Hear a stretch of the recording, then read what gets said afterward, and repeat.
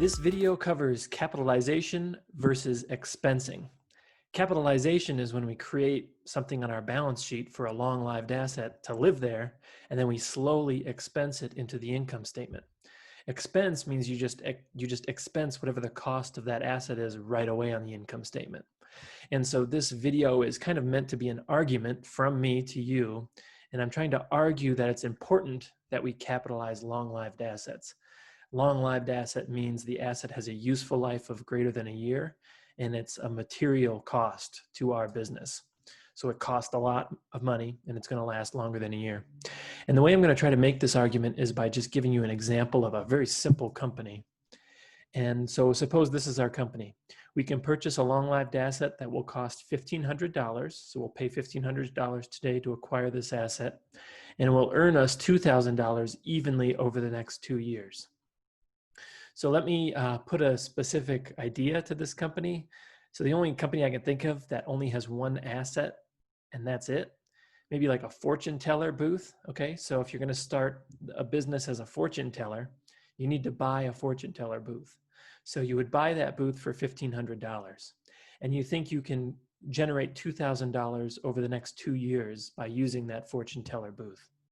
So let's go through the difference between not capitalizing and capitalizing. So first, let's assume we don't capitalize long-lived assets. Here's what our income statement would look like over those 2 years. We'd have revenue of $1,000 in each of the years. And then in terms of expense, well, in that first year, we buy the booth. So we'd pay $1,500 in that first year, and we'd charge it to expense right away. So in year one, we'd have net income would be actually a loss of $500. And we would start, and that would cause the owners or whoever is running the business to think, are we sure this fortune telling thing is a profitable venture?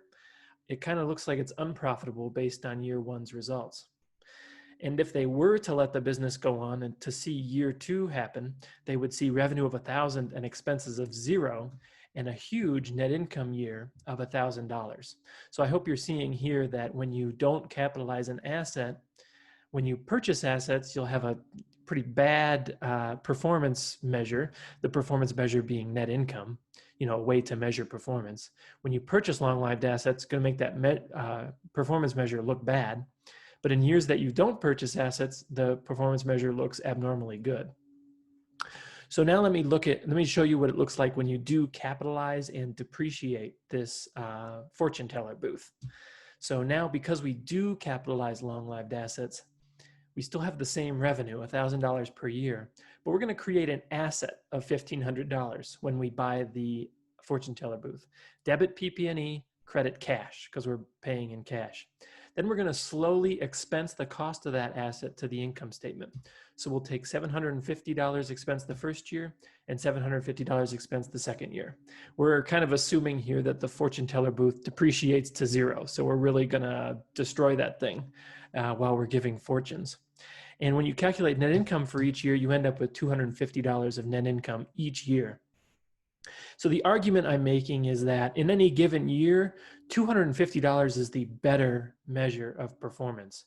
It's a more permanent measure of performance, and it tells you something about the actual profitability of the business.